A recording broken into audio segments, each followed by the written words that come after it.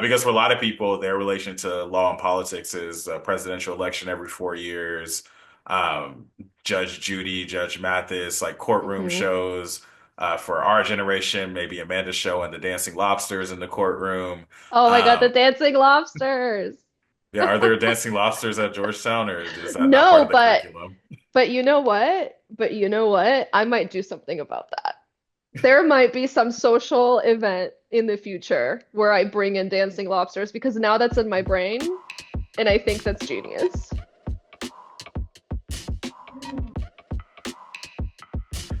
Welcome, listeners, to another episode of the Banquet Hall podcast. If this is your first time tuning in, make sure you follow the podcast at Banquet Hall Pod on socials. We're on Spotify, Apple Podcasts, YouTube, iHeartRadio, a few others, just randoms podcast platforms out there. So wherever you want to listen to your podcast, hopefully you can find the Banquet Hall there. I am blessed to be joined by another wonderful guest from UCSD Times. Madi, welcome to the podcast. How are you doing today? I'm good. Thank you for having me. Of course, I'm lucky to have you in a presence. We were chit-chatting a little bit before we hit record, and I don't know if we've had a non-Instagram conversation in X amount of years. Where are we at? Oof, so many. I mean, I left San Diego in like 2020, 2021, but I think even before that, probably not since we both left UCSD Yeah, as students, because I know you were there as a non-student. yeah, they trapped me there for quite some time. But yeah, I think we're going on at least probably 8 years. So Yes, yeah, I think it's that's always right. good to it's always good to just reconnect with people that has been some time, and I think it makes the podcast like interesting in a good challenge type of way because it's like we haven't had conversation in 8 plus years, Hmm. so there's a realm of possibilities of things that we could talk about, and just looking forward to catching up. But the listeners also get to catch up with us. We joked about it being an 8 hour podcast, so we could do 1 year per hour, but Oh my God. I don't think we're going to do 1 year per hour today. But lately, I've been trying to start podcast episodes with a random icebreaker question. Usually, I don't remember to think of them, but this morning, I actually thought about the icebreaker question before I started Okay. recording.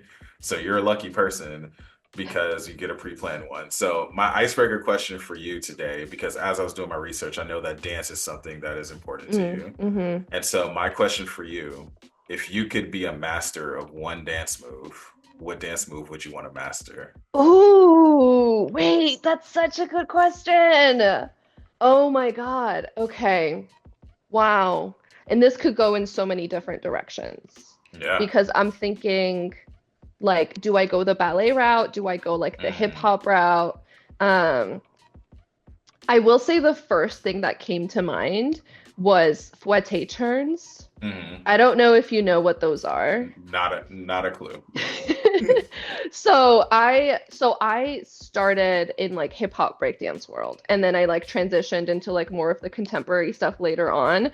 And I joined a company that did primarily like modern and like a little bit of hip hop. So I was like kind of like forced, not forced, I wanted to, but I didn't have the background in ballet like most of the other dancers that I was with. And so I didn't have a lot of those like foundational ballet things down. And so fouette turns are kind of like this like classic thing that people do a lot of the time that are like it's kind of like a show-offy move in the Hmm. sense that like if you can do it well, it's like very, very Hmm. impressive. But it's essentially when like a dancer, usually a ballet dancer, is like extending their like leg out and then turning in, and then as they finish the turn, they're extending their leg out again, and Oh, they do it like I know exactly 20, what you're talking 25. about. Yes, yeah, yeah, yeah. And I was like, maybe I have been able to get like one, two solid ones in, but like Hmm. never more than that. And it's like it's such a challenge and it's so impressive when people do it like 20 whatever times. So I feel like that has to be it. That's a good one because I feel like that's one of those moves where like when you're really feeling yourself like in a very confident, like to be able to pull that off and really impress some people, like Oh my I God, yeah. I can see the vision. But I'm curious now, what's the if you had to do the hip hop route, which one would you want to I master? mean, I would love to be so good at an air flare. which is a break. I mean, it's a breakdance move, but Yeah. I never got good at like the power moves. Hmm. I was like good at like the freezes. I was really good at top rock. But the power moves were always a challenge for me. So I would love to be able to just like get down and just do a flare like out of nowhere. That I would be love so that. fucking cool. That would be. When I was thinking of the question, I was like, the first thing that came to mind just sporadically was the worm. Like, I want to just be able to just pop out and do the worm, just to show people. I would probably Hell it'll yeah. be a party trick too, for sure. Like, if I'm anywhere, I would like bet I could do a good worm. Bet I could do a better worm than you. I I am saying this being completely delusional. Like I am probably super delulu right now, but a part of me is like I've never attempted it, but I think if I did, I could pull it off. I might be able to do the worm, but that's like with zero experience or ever trying it. So You might have to report back after after after the recording. podcast, I'll send like a video of me doing the worm and be like, insert this. Absolutely. I think that would be the perfect cut too. Um, yeah, I've never attempted it either, but I have less confidence in you that I would be able to do it. Like I think I in theory know what my body should do. I just don't know how to communicate from my brain to my body to do that. Yeah. Is it really just like a push up with some like sass? Like I'm thinking like it's just like you're just pushing, but like you're doing a little bit of this. I love the description of a push-up with some sounds because I think that is pretty much what it is. Like it's a very fluid push-up. It's the thing they tell you not to do when you do a Hmm. push up, which is like you have to like keep everything like really like solid, like your core really tight. And I feel like if you just like let it go, maybe that's what happens. Maybe that's how they came up with the worm. Hmm. Maybe. I think we have a research project on our hands, and we have to after this podcast recording, we have to attempt to do the worm and see how the sassy push-up goes.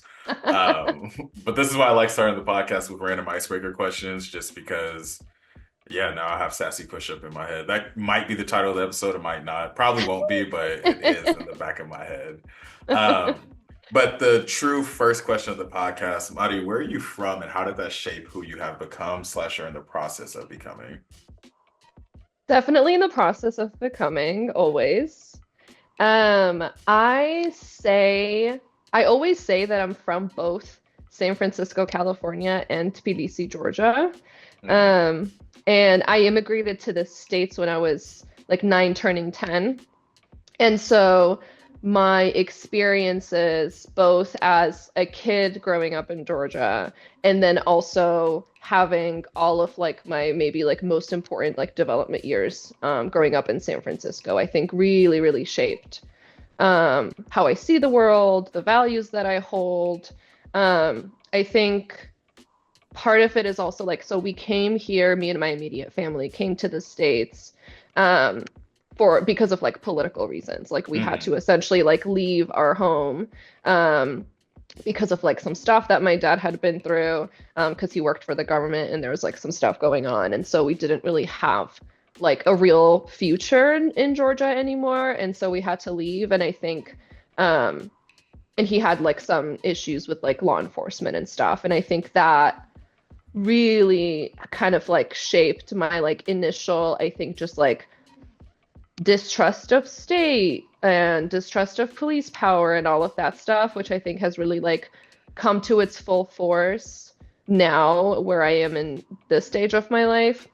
But then also going from like a post-Soviet country to a Mhm. place like San Francisco and then being there essentially like all of middle school and high school before moving down to San Diego for college also like really helped shape, I think, the lens through which I see the world because of like the environment that I was in, the types of schools that I went to, the friends that I had. I was an immigrant, but I was also a white girl moving in Mhm. this world in San Francisco, and so um, feeling like I felt a lot of like kinship with folks that were in the Asian community, in the Black community, but at the same time, I was moving through the world as a white girl, and so my experiences were different than theirs, and so that really helped shape, I think, like my politics and the values and like what I Mhm. think really took with me to college and beyond.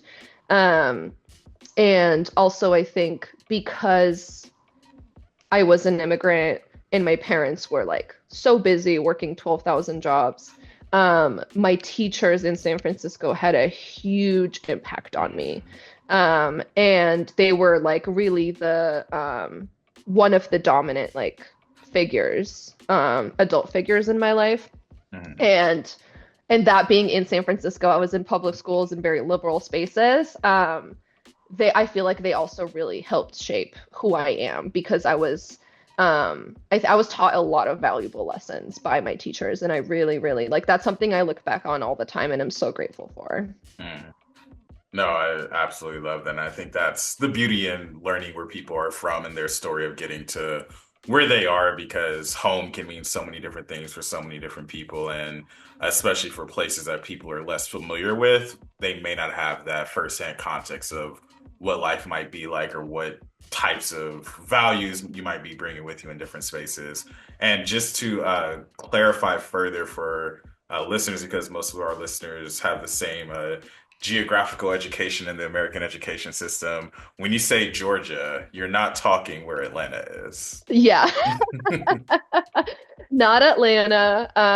Yeah, so I'm talking about Georgia, a post-Soviet country, and kind of like um, Eurasia is like what we call it because it's kind of like right in the middle of Europe and Asia, right on top of the Middle East. And so it's like surrounded by Turkey, Iran, Iraq, Azerbaijan, and Russia. And so, Gotcha. yeah, that's it's always funny. I usually say Georgia, the country, not the state, like in parentheses. Yeah, because first when you said, because I knew that about you, but when you said Georgia and first came to states, I was like, wait, Georgia is a state. And I was like, oh yeah. So I got to make sure I look out for our American educational system Yeah, they'll be like, because "What do you mean you immigrated?" I have gotten that before where they're like, "Oh, you mean like you like are you talking about it as if it's like a different place because like the South is so different?" Like some people genuinely assume that sometimes. that's funny. But also, I'm sure there's people out there who think you have to immigrate when you like move from state to state too. So Yeah. that's your banquet hall geography lesson of the week. I encourage everybody to pull up a map during this episode and make sure that you familiarize yourself. There will be a pop quiz at the end of the episode. Um, but transitioning a bit from Georgia to San Francisco to San Diego, which is where we first crossed paths. hmm What is your first memories of the time period of like how we first crossed paths, if you remember? That is such a good question because I was thinking about it when we talked about doing this. And I will say I have like no like first memory of you. I just have memories of us being in the same spaces. And so I feel like we were just like around the same people doing a lot of the same work and just happened to be in the same spaces and we were just like always there. Yeah. And so I don't know if you have like a memory, but I do think that I'm sure we took like the critical gender studies class together. Hmm. And so our because we were both interning at the community centers, we had to take this class the year before freshman year. And so I think maybe that's like my first like solid memory. But I'm confident that we had met before that. Like there's no way that was the first time we met, right? I'm pretty sure it was the first time. I'm almost Really? I'm almost certain it was the first time because pretty Okay. much almost word for word that would be my story of like us first crossing paths, is just kind Okay. of being in that same critical gender studies class space, preparing to be interning for the campus community centers.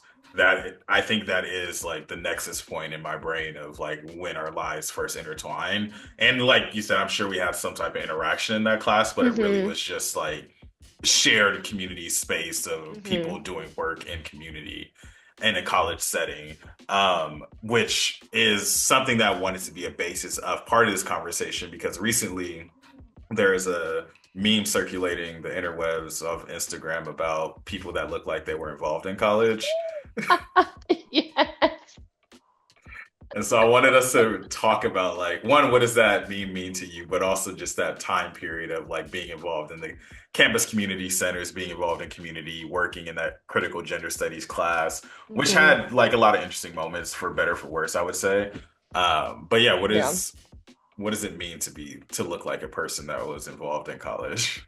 I know it's such a funny thing. That meme has been sent to me so many times by so many different people and also from like different parts of my life, right? Like so like people that I knew from like high school sent that to me or and like people that I know now in law school sent that to me and I was like, "Okay, I get it everyone. I get it. I know I give off that vibe." I do think it's more of like a vibe that someone has rather than a look. Yeah. But I thought about that when again because there was this one specific day where like that meme was really going around and I was like I got it from like five different people in the same day.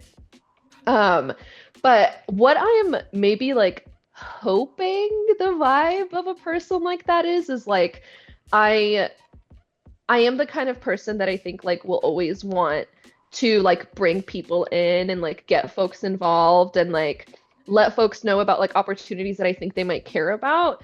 And so I'm really hoping that that's what that says about me is that like if you and I are having a conversation and we're meeting for the first time, but like you mentioned something that you care about, I am going to be that person that's like, have you heard about this organization that's doing this? Like you might be interested in that. Like I feel like I'm constantly on like my organizer like just like constantly trying to organize folks and get them involved because I also think that like I love forming connections with people based Hmm. on like shared values and like shared projects. I love just like getting a coffee with someone and just like chit-chatting, hearing their story, essentially doing this and then like finding ways to like work together in the Hmm. community. And so I think hopefully like that's the vibe, but I also I wonder think if part so. of it, you think so? Okay, I was gonna ask you, like, what do you think is like the thing that makes us stand out like that? No, absolutely. I think 100% a vibe, and I think it's also something that's rooted in when people do get to know you, and I think that's probably reflective of why people at different points in your life have sent you that meme. Mm, Because if I were like drafting, if I was creating the Avengers right now and like needed people that I knew were like going to go 110% to accomplish the mission, you'd be on my short list to call because I'm like, all right, I know Marty, if I reach out to them, they will make sure that they're canvassing, getting the people hmm. informed, sharing. If I needed you to share a post on a cause, I would send it to you, and without I question, you got would you. share that post. I got you. And I do think that the other thing that I love doing, and I don't know if this is something my friends find super annoying about me, I'm sure it's like half half, but like someone posts something about something that they're doing, like I'm screenshotting and sharing that. I'm like, I have a friend who's like starting like a bake shop or whatever. I'm like, shared, go support my girl, like go. And so I feel like I also just like I love loving on my people and I also just like Yes. love the community building aspect of it. And so I think there is like a I'm sure part of it is like so obnoxious. Like they're like stop texting me. But I just think it's so important to have that space, whether it's like online or like in person. Like I just like love creating community. And it's also the extrovert in me where I'm just like always Hmm. just like want to be cultivating that. Hmm. Which is why like it's an easy task for me to make sure that people are out canvassing, to make sure that people, you Hmm. know what I mean? Like that's like a very low lift for me because I just love doing it. And I think that's also what's at the core of it. It doesn't feel performative. Like Hmm. even going back to when we were teenagers, young adults working at UCSD so long ago, um, I feel like there were, and this isn't to throw shade at any individuals, but I feel like there were people in that space where this is a job and there are people Yeah. where this is a passion. Like people who were intentionally learning and unlearning about in that critical gender studies class about all these different isms and phobias and experiences, and people who were just there and trying to get through to the next day. And I think that it's very clear the people who it's not performative. I mean, even if they don't step the very like perfect steps step by step, like you know that it's never out of ill will. Hmm. So I think that it's a compliment, even if everybody. I don't think it could get obnoxious if it's not performative. Thank you. I appreciate it. Yeah, but what are some of your favorite memories from that time working for the community centers? I'm curious. As you mentioned, you were working at the Women's Center, and I was Mhm. working at the Black Resource Center at the time, and at UCSD at the time, which I don't even think they do the critical gender studies course for all the interns anymore. I think Really? they got rid of it a while ago, but we were kind of, I think we were the test, the test Hmm. rats for that. So. What are some good memories, or you don't have to say good memories, what are some memories from that period of time, like being an intern in that space? Oh my God. I feel like it was such a like formative experience for me in college. Um, I think, and it's so funny because the memories that are coming up don't directly, well, maybe some of them, but like a lot of them don't have a lot to do with like the job itself, but Right. just like spending time with the people that worked at the various centers. I do think that some of my like longest lasting relationships from college Hmm. are with people that like worked at those centers at the same time. Hmm. And like even with like a relationship between like you and me, where like after that I like saw you around school, like we hung out with like the same people. I like remember I came to like Black Expressions a couple Hmm. of times. But it's not like you and I were like sitting down and like having like lunch together on a regular Right. basis. But the last 10 years we've like kept up with each other and we Hmm. like know what we're doing and we're like talking on Instagram and stuff. And I feel like it's so interesting because I feel like really a lot like those relationships are like based off of a lot of those experiences sophomore year. But I think one of my favorite experiences was, I don't know if you remember this, but do you remember when we were all put into like teams and we had to do like, I don't know if it was like a relay or we had to do some sort of Yeah. activities. I don't even Yeah. remember. I don't, I know exactly what you're talking about. Like we had like team colors and We had everything. like Like, bandanas. yeah, I vividly remember that. Yes. So I don't know what like the activities were. Like that part I couldn't remember, but I do remember I had a really great time. And on my team was Cambria. And Mm, that was, I think, kind of like my relate like how my relationship with Cambria mm, started and how we became like closer friends, and how we connected. And that's like a memory that sticks out. Like I think if Cambria was to ask me like where do you think we met? Whatever. Again, I'm sure we met before that. I'm sure we chatted before that, but like that is like the thing that is like mm. sticking in my mind is like one of my like favorite memories with her, like one of our first big memories. And that was a really good time. I also remember and hold dear a lot of the like the protests that we had on Hmm. campus. Like I remember um we had a couple of like BLM related protests that I mean I had no like hand in planning but like would come and Yeah. support. And I we had like, oh my God, do you remember those folks that would come to campus and have those like anti-choice protests with like those giant Yeah. disgusting Just signs? disgusting. Yeah. Oh my God, awful. But I remember like the community really coming together across the community centers and across like some of like the other progressive spaces and like coming and doing like daily protests during that entire week. Hmm. And so it's a lot of that stuff for me.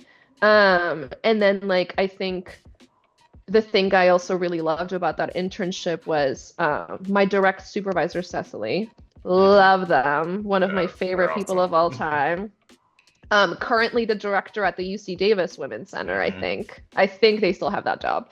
Um, it was so special because the freedom that I had in terms of programming, because I was one of like the social justice peer educator programming Hmm. interns, and so I was able to put together a lot of like programs just like however I wanted on whatever topic I wanted. And so like the topics that we were able to explore, like justice for sex workers, and like feminist parenting. And that was the year that Lemonade came out. And so Oh yeah. we did an event on like how like white women could be like better allies towards black women because like that was like a big part of the Hmm. conversation. And the way Cecily was kind of just like, yeah, like go forth and conquer. I'm here to be helpful, to do whatever you want. And I was able to like have these conversations that I think were not being had on campus. Um, and a lot of it was primarily for a a white woman audience, Hmm. and that was really really cool. Um, and so I think like in terms of like the development of like my politics and all of that, like that was a very, very special year. And I think I really like came into my own and developed a lot into like my much more intersectional Hmm. understanding of like what it means to be a feminist. Hmm. Um, and I do like give that internship a lot of credit for that. Because I think maybe not all like women-centered type spaces encourage that, but I think Right. with like the supervisor that I had and the programming that we had, that was really, really important to us and really helped me kind of figure all that shit out. Yeah, no, I couldn't agree more. And even to this day, I still look back at that critical gender studies class in general, but that like the scope of that internship as some of the most important training, learning, and unlearnings that I've had, are like transformative. Like I think that when I think back at that is the point in my life where I started unlearning a lot of things about homophobia, about Mhm. transphobia, learning more about feminism. And I think when it comes to nowadays having conversations with people who are a little bit more closed-minded and they wonder like, how could you believe X, Y, Z? I look back at that time and it matters a lot more when it's your friends and people that you know putting on Mm. this program about why men need to be feminists as well. It's different when your friend is putting on this program about why it's important to use pronouns. And I think through story sharing, through shared spaces, through supporting each other and the work that we were doing at the time. And as you gave credit to the leadership that we had as well, like I Mhm. always give credit to like Stacy and Portia at the BRC because it's like Yes. y'all are Ugh. y'all are the superstar change makers. And to this day, I say that like standing like 10 toes down to this day, like the best leaders that like I've just come across in my life because those are people that were about it, like actually like wanting to dismantle things, actually wanting change, actually wanting transformative practices. And to have a group of 18, 19, 20 year olds that also were along these pathways, it's a lot easier for me to want to be a feminist if I know the work that you're doing, if I see the work that you're doing, if I know that it's week 5, winter quarter, but you still did this program. You still invited us to this event. You still wanted this to happen. And yeah, I think that's why storytelling is so important because it's easy to say, oh, yeah, I went to UCSD, got a degree, but like it Hmm. was that 15, 16 years, it was so much more than that. Oh my God, yes. And I think like again, like we said this a little bit before we started recording, but like the amount of effort and time and energy that I put into like something like the internship versus my classes. Like when I say I got a degree from UCSD, I mean I did all of that shit outside of class that made me who I am today. And like that's what actually is the thing that I came away with when I was at UCSD. And like, oh my God, the like you mentioned Portia and oh my God, when I think about like the cross center work that was being done at the time, I don't know what I have no idea what it's like now. Because I know some people have like moved around and don't work there anymore. But our year, they did such a good job of like connecting the different centers. Hmm. I still talk to people that worked at Draza. I still talk to people that worked at the Cross Cultural Center, the LGBT Resource Center. They did just such a wonderful job of like creating community. And I wonder if it did have something to do with taking that class together the year before. Because I think we It like was came messy, but ready. I think it helped. I think it did Yeah. help. It was Yeah. very messy though. It was messy. It was messy. Some things that were said. I mean, but like also I do have to say, like, freshman year of college, reading like Gramsci and about hegemony for the first time in my life, never having known the word hegemony existed before that, like we're gonna have some Yeah, it's gonna processing, be some bumpy. learning.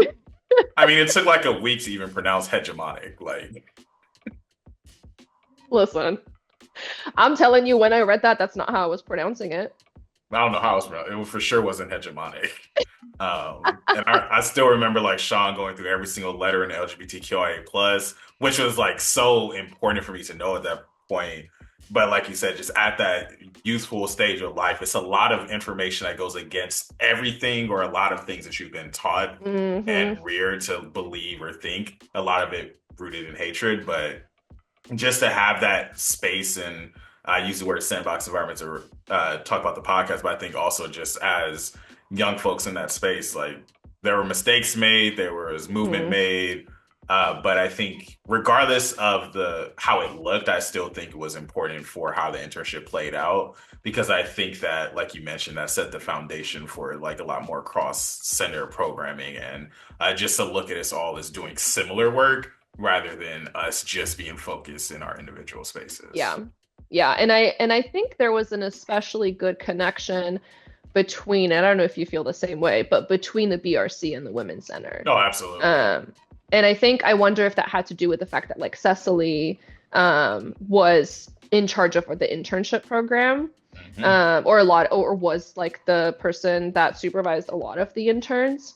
And that was important for sure. So yeah, I did feel, and maybe it was also because of like the friendships that were formed the semester before, but I definitely felt a connection between our two centers specifically.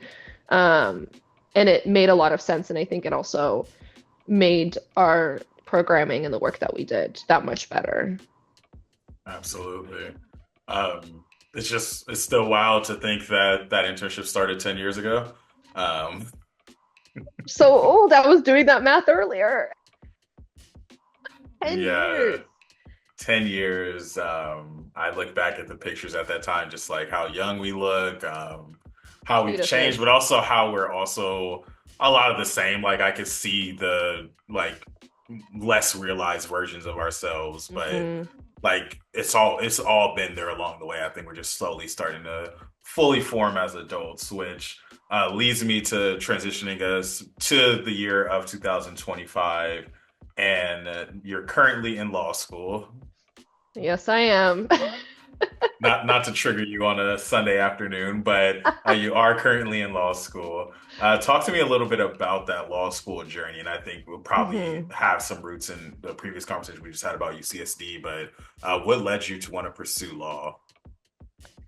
Oh my God. I did not think I would ever want to go back to school. And so it was a surprise to me, for sure. I think so after I left UCSD, I worked in local politics in San Diego, and I cared a lot about like the criminal legal system and the work that we were doing in like policing stuff. Um, and so I worked on this one particular campaign that spanned like 2018 to like 2021-ish. So like essentially right before I came to law school. And it was to create a police oversight commission in the city of San Diego. Mhm. And the work started like a couple of years before George Floyd was murdered. Um, and it was so hard and so fulfilling at the same time. There was a lot of community building. It was all grassroots. And the two women that I worked with very, very closely on that were two attorneys, Marisa Talbert and Andrea St. Julian. And they were like the co-chairs of the organization that was like leading this, and they hired the firm that I was working for, and then I was like the person that was working with them. And so we ended up working together for essentially like 4 years on this project. Initially to create the board or to create the commission, which was successful, and then to fight for ensuring that the city like actually made it govern properly and how it was supposed to, which Mhm. was like a whole another battle. Um, and so, so like I mentioned, like it was pre the George Floyd murder, but the ballot initiative itself was on the ballot after that summer of all the protests and Mhm. everything. And so it was like there was a lot of tension. I think there was a lot going on. And so it was like it was a very intense campaign, something that I probably spent, that was not my full-time job to work on that campaign, but it essentially ended up being my full-time Right. job. Like I had other campaigns going on and whatever, but I want to say like probably spent 40 to 60 hours on that a week. Oh wow. Um, And working with Andrea and Marisa really helped me. It helped me realize how them having a legal education was so important to how this was going. Mhm. And the foundation that they had in their legal knowledge really like propelled us through a lot of the things that we were working through. And I think I had always, before that, I had kind of thought of lawyers as like, oh, like they're over there, they're doing like their legal stuff, kind of snobby, like Mm. elite, whatever. Like that's the vibe that I had. Um, and it wasn't until I met them, and then also my other friend Genevieve Jones Ray, who's also an attorney, who also is very much like a movement lawyer type attorney, where I kind of like saw that kind of lawyering.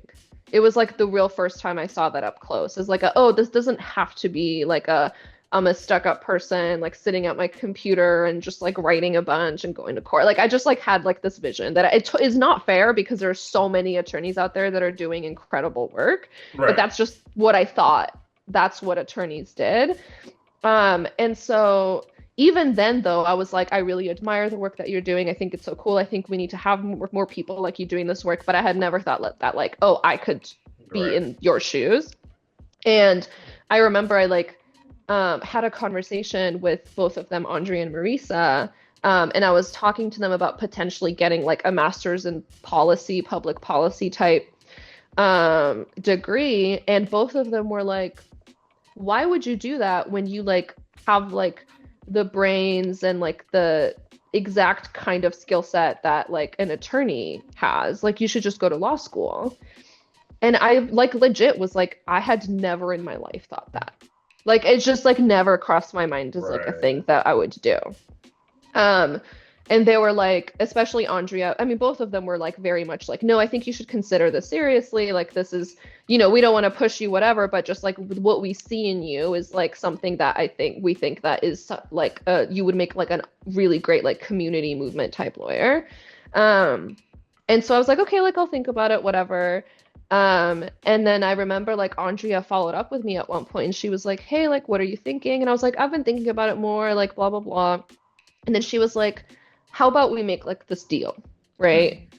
You study for the LSAT, don't make a commitment on taking it, don't make a commitment on going to law school or anything like that. Just like start studying for the LSAT and see how it goes. And Mm. we can, a couple months from now we can check back in and we can go from there. And then I was just like, okay, like I can do that. She's like a very important mentor in my life.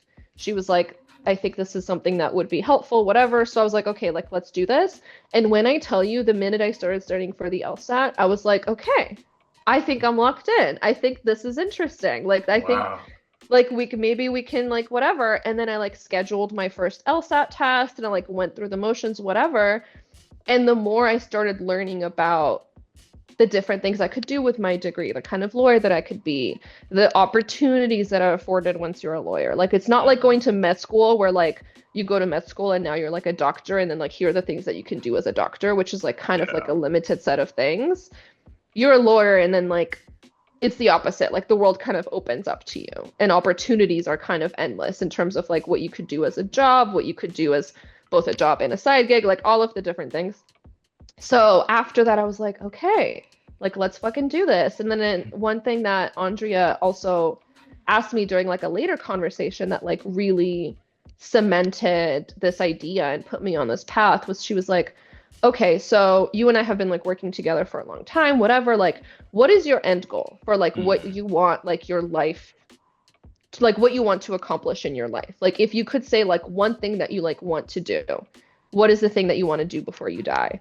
And I was like, I would love to close down all prisons. Just Mm. like every prison, I would love for them to be gone. And she was like, okay, do you think you might need a law degree to do that? And I was like, good point. You might be right. I was like, what an interesting point you got there. And she was like, just look into it. Like, just look into what that could look like as a path. Like, if that's what you want your life to be about, how are you going to get there? What does that look like? And so I think like I give Marisa and Andrea like all the credit in the world for like setting me on this path. They saw it in me. They like saw like the fact that like I could do it and it's like a skill set that made sense for me, that like my brain worked in a way that like made sense Hmm. for law school. And yeah, they were just like they just put this idea in my head and they were like, just try it, like see what happens. And you know, like the conversations that we had really pushed me towards that. And then after that, I really just like saw the vision, right? Like I saw what it would look like to essentially like go up against like the police and prisons with a law degree in my back pocket, using my Hmm. organizing skills, using my political skills, and like bringing all of those things together and like using all of those things at the same time and like not just being a lawyer, but being a lawyer with all of those other things that I had gotten over the years. Yeah, and I think that is like really perfectly like orated, and just in terms of why it's important to figure out your passions aligning with the education you're getting, aligning with the visions and the goals you're setting up for yourself. Because I think too often when we talk about higher education, when we talk about degrees, it's all pigeonholed into, okay, if you want to do this job, get this degree. Mm-hmm. But I think there needs to be a lot more coaching and conversation on, if these are your goals, these are the tools that you're going to need to accomplish these goals. Because even nowadays, working in like a higher education space, working trying to get more Black and brown students into colleges, we're up against this time period where there's this question in the media mainly about whether or not you need a college degree. And Mm-hmm. I think that depending on how that argument, I mean, I'm talking to the law school person, but depending on how that argument is laid out, if you're using evidence that's rooted in, well, you don't need a degree to become a TikTok star, like, okay, maybe you don't need to go to college to do that. But as you're saying, if you have this goal to abolish prisons, it could be helpful to get a college degree. And I think that's where I find like the most peace with my work is like, hey, regardless if you think that getting a college degree is worth it, let's talk about what you want to do with life and whether or not a college degree could help you do it in a way that Mm-hmm. is more efficient or help do it at a level that is a little bit more direct to where you want to go. Obviously, there's ways to do it without a college degree, but Mm-hmm. I think it's beautiful when you are able to have something aligned for you in a way, because if I was in your shoes and somebody told me to just practice the LSAT for fun and figure it out, I don't know if I would be able to just take a practice test like the LSAT. But I'm happy that once you started, like you said, you were able to lock in and really find that Mm-hmm. synergy going. Yeah, I think they just wanted me to like get me on the path slowly because I think I was Yeah. so afraid of just like, oh, okay, I need to make this decision right now of whether I want to go to law school. And instead they were like, just dip your toe, like do the thing that you know you have to do if you wanted to open that door for yourself, which is take the LSAT. And so they're like, just take this little step towards that. And like maybe Mm. it's not so scary, you know? And I think that's so important in like mentorship and how you mentor people. Because I've had such amazing mentors. Like I talked about the teachers that I had in middle school and high school that were so important. And then again, like after that, I've had such wonderful mentors. And I think something that like both Andrea and Marisa understood was that like I, in that moment, could not make that big decision. And they found a way to like get me to make peace with it in like a little at a time. You know, they're just like letting me see, okay, she clearly needs to do this in like these small steps. Because honestly, like the thing about law school that scared me the most was the money. Mm. I was terrified because I knew I was not going in the kind of job that would like pay me six figures as soon as I Right. graduated. Um, and so I was worried, like, okay, finally, I was at a point in my life where I had like a stable job and I had benefits and I had a career that like was going well. I enjoyed what I was doing. And like the fear of leaving that so that I could take on six figures of debt, like that was a big step. And I think they saw that and they were like, okay, like let's try to figure out like how to help her make this decision in a way that is like accessible to her right now and like where she is. No, absolutely. And I think that is the role of a good mentor, femtor, coach, any supporter you have that is trying to guide you where you want to go.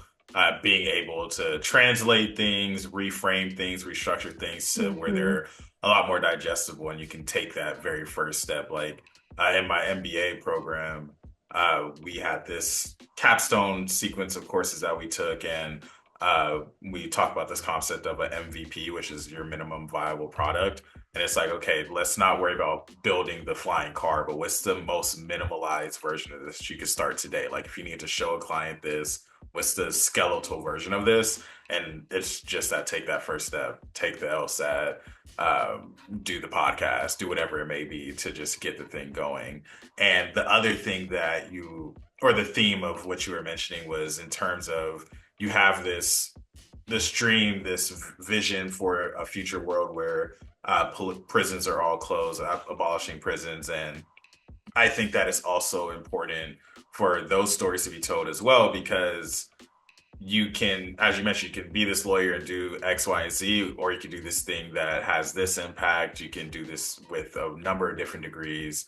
And I think so often we think about these things as just social justice issues, but they're legal issues, they're environmental issues, Mhm. they're technology issues. And you are one of two people in my life thus far who has this dream of abolishing prisons. And I love just the conviction with which you say that as a goal, because I think sometimes we're taught to lower our expectations, like, oh, that's not realistic, that can't happen. So, transitioning a little bit to talk about one of the projects you're working with, you have the Abolition Advocacy Project. And I want to talk a little bit about some of the inspiration behind being a co-founder for that project. What does the project entail? Just to give listeners an idea of what you're working with and how they might can support it. Yeah, 100%. So this is like my law school baby. I didn't come into law school like I know I like came to law school as an abolitionist and like having that goal, but I definitely like didn't come in being like, oh, I like wanted to start this thing here. Because law school is a lot and there's a lot to do, and so I wasn't like, yo, I'm gonna co-found a whole organization. Um, but I came to Georgetown Law in, oh my God, what year was it? 2023? That sounds right. Yeah, 2023. And I was part of this like cohort of students that were part of this program called Rise, which starts a week or so before the rest of the students come to campus. And it's essentially a community of folks who are either like first gen or come from underrepresented communities, folks that haven't really had a lot of exposure to the legal industry. So like bringing together like a lot of that community before school starts so that one, you can like essentially like prep for law school and you like don't, because we don't know what law school classes are like and things like Right. that. Whereas like so many of my peers like have like lawyers in their families and things like that. So they have a more intimate understanding of what law school is like. But also to build community, which is I think what Rise was to me, was like building community and finding some of my closest friends. And one of the first people that I chatted with who was in Rise was my friend Brittany Lovely, who just like posted in our group me and like said like something about like caring a lot about like changing the criminal legal system and like just had like a spiel where I was like, that's my people. I was like immediately like I have to message her. And so I just like I literally just slid into her like group me DM once she posted that and I was just like, "Hey, like I'm also in Rise. I just wanted to say hi. Like I also like did work having to do with the criminal legal system with like policing reform stuff, whatever. I would love to like hang out, whatever." And then I saw her in person at Rise and I was like, "Oh my God, you're Brittany." And she was like, "You're Madi." And then we just like hit it off. And she was like maybe the only person that I ended up like knowing at Georgetown who also had those same values, who was like unapologetically an abolitionist and like would say that out loud and was like willing to say like, yes, I want to abolish prisons. Yes, I want to abolish police. And I think both of us had like a bit of a harder time our first semester, like finding a community of folks that felt the same way about that issue. And I was in this one class where we were having like a week on like critical race theory was like the theme of the week. There were some like students that were like presenting on like the different papers that we read and whatever. And there was a girl, Caitlin Holbrook, um, who was talking about abolition Mm. and critical race theory. And I was like, that's another My one. people. I was like, there's another one. And I did the same thing. I texted her and I had her phone number because we had like all those group chats for all the students in the same Yeah. classes, whatever. And I was like, hey, like this is Mari from your class. I just like heard you talk about this. I was like, did you like do like abolition work before you came to law school? And she was like, oh my God, yes. Like I like worked for an organization that was like suing prisons because of like prison conditions and stuff. And I was like, oh my God, this is incredible. There's three of us. And so, of course, I did what I do and it got us together. And I was like, I think the three of us should like hang out, whatever. And it was like through the three of us like hanging out and just being like, okay, so like a space specifically for abolition does not exist at Georgetown Law. And we should just create one. Like we should, like there's no way that in the school we're the only abolitionists. But there's just like no specific space for this at Georgetown. And so like let's just create one ourselves. And so our second semester of our 1L year, we got together, we had our little strategy conversations and started talking about like what would we name and blah blah blah. And we're like, okay, like we're gonna create an organization that is advocating for the abolition of police and prisons. And from there on, we kind of just like, I mean, like we filed our paperwork, whatever, with the school. And when I tell you, the minute we started like talking about it publicly and like launched, Mhm. so many people were interested. Oh, wow. I mean, we had like, I want to say within like the first couple of days of like just being like, okay, here's like an interest form to like get involved, blah, blah, blah. I think we had like 80 to 100 people just like Oh, sign wow. up like that. And That's we like, significant. it's not that big of a school. I mean, like it's like big on the, like for a law school, there's like 600 students per class, but like it's not a lot of, that's not that many people in terms of like getting Yeah. 100 people to like within a couple of days be like, abolition, I'm interested. And so that was a really significant moment for us because we were like, oh, not only was there this gap in community for us, but there was a whole community of people who all they needed was just like a space to say that like these are the values that they had and they want to do this work. And this is what they really want to be involved in law school. And so from there on, we kind of just like talked about the kinds of work that we would do. It was really important to us that we do both like harm mitigation now and also like looking forward to complete abolition in the future and being able to like walk and chew gum and like do both of those things at the Yeah. same time. Right. So like someone who is incarcerated right now, if they're facing shit conditions and they don't have any food to eat and they don't have any say in the legislation that's being passed that's going to impact them, they're not going to give a shit about the fact that we're working towards something that's going to happen in 50, 60, whatever many years. We need to help them now. Yeah, Or we need to work with them now to better their conditions and, you know, get them out hopefully, but also to like do some of that harm mitigation now. And so one thing that we were very, very clear and all three of us were on board with immediately, like not even something that we had to really like talk about, was that we would do both. And so we're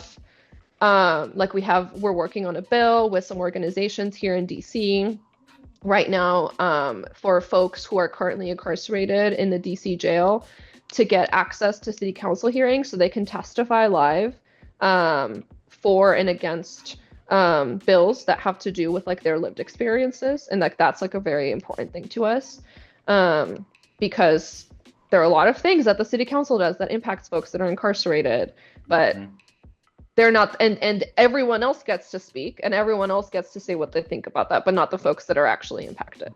Right. And so that's one of our first like big projects that we're working on. The bill has been written, like now we're kind of like in like the coalition building phase of like how we're going to get it through. And so that's something that we've been working on. Another thing that Caitlin actually brought to us was the contract. This is crazy. Everyone I tell this is like always just so upset about it. The contract for the entire Georgetown University food services comes from a company or like a conglomerate called Aramark. And I think 13% of the food and things that they use comes from folks working in prison. Oh So it wow. comes from prison labor. Wow. And Georgetown, that's Georgetown's caterer. Like that's Georgetown's food services. Those are the people, that's the organization that's like in our cafeteria, like all of our food comes from that. And so one of our campaigns right now is ending that contract with Aramark. And then also working with not just Georgetown, but other institutions in the DMV area, DC, Maryland, Virginia, who also contract with Aramark and trying to make it so that we're working with a better organization. And so that has been like a big project, and something that's very, very important to us because it's like how do I eat on campus? And like I'm supporting prison labor when I'm eating on campus? Crazy. And not something that a lot of people know. Something that like I would Yeah. tell professors and they would be like, "What do you mean?" And I was like, "Yeah." Like, and we should know this. Like this is not something that like Georgetown shouldn't be. Obviously, not gonna like shout it out from the rooftops, but like no, like most people don't know about this. Hmm. And so that has been another campaign. And then we also like do a lot of like the more of like the consciousness raising work, like what abolition looks like what are a lot of people have a lot of people are on board with abolition, but to a certain point. And so like having those like more difficult conversations of like, okay, like what does it look like when we say abolition for everyone, including people who have committed not just violent crimes, but people who have like murdered someone or people who are potentially like who've raped someone or Hmm. so again when we talk about it we mean everyone. And Yeah. so there's a there those are difficult conversations and we acknowledge that, but like having those conversations is really important to us. And so one of our board members has like weekly abolition office hours, and he just like sits down in like a area of campus where there's a lot of traffic in between classes, and he's just like, hey, like what do you think about abolition? And he has like these like long conversations with folks that are like abolition curious. And I think that is a lot also doing a lot of work on campus for like getting folks into the fold. But yeah, it's been really cool. Like we have a huge membership, which is I think probably surprising for the administration, who probably thought Yeah. that we wouldn't. Yeah. And I think that leads to the question I was most curious about in terms of being in Washington, D.C. at any point in history. Going to law school in D.C. is going to be significant just because of obviously our nation's capital, where these laws are being created, passed, debated, etc. When it comes to being in law school at a time in human history where everything is hyper politicized and Mm-hmm. things are always discussed on a binary and everything is uh, doomsday, like avoiding the worst or working for things. There's a lot of talk, and like I don't think there's a lot of visibility to some of the action happening on the ground and things that are happening along the margins. Because I will say it does give me hope, a little bit more hope for our society, knowing that people like yourself are in law school right now, like doing important work and uh, doing the activism work, doing the collectivism work, and working towards things that are important to a lot of people. What is that like, though, being in the nation's capital, doing this work, especially at a time that we're in and administration change and all the different policies and executive orders going around? What's the temperature like? Yeah, I think it's interesting because like the thing that I always say about my work is that like I'm gonna be doing this for the rest of my life, and regardless of what's happening right now, I am going to be fighting for abolition, whether or not there's like a political appetite for it or not. Because I genuinely believe in like the movement work. I genuinely Hmm. believe in like we're here for the long haul. This is a long-term vision. This is something that I genuinely believe in and want to dedicate my life to. And so I do think that maybe like there is some like hesitation among some people because it's like maybe this is not the right time to be doing this. Maybe we should be like talking more about like what's happening right now and like like suing cops in prisons in 2025, like we can't even sue like for like basic shit and like look at what like the administration is doing, which I totally hear, right? Like I Yeah. always want to be like I said, like it's important for us to like be doing harm mitigation now, but also the long-term vision work at the same time. But I just think we have to be doing it at the same time. And I think we also have to be doing whatever harm mitigation work that we're doing now through an abolitionist lens. And so like we don't want to be like legitimizing systems of incarceration and like systems of punishment now for like short-term gain, without looking at like what that's going to do for the long-term vision. Because I think like not to get like too academic about it, but like the like Reconstruction in a lot of ways failed, um, because I think I think we just like have to make sure that like the systems of oppression are not reformed and entrenched in a way that then stops progress from moving forward further. And so like when something like slavery ending then turns into like convict leasing, or when it just gets slightly changed into like a mass incarceration system, we are legitimizing that system along the way and we're entrenching it and then stopping that work from being done in a more meaningful way.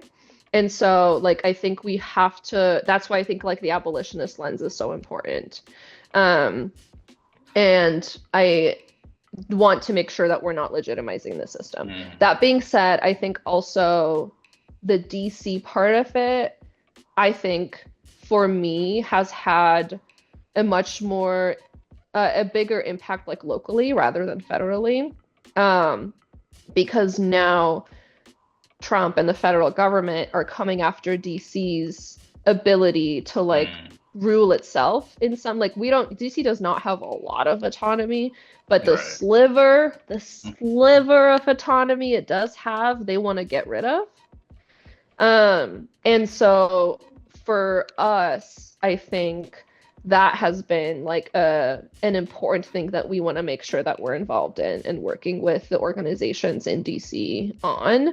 And so we're getting like we're really lucky because we have been able to like get connected to a lot of not just abolitionists but like civil rights type organizations here in DC that are doing a lot of cool work.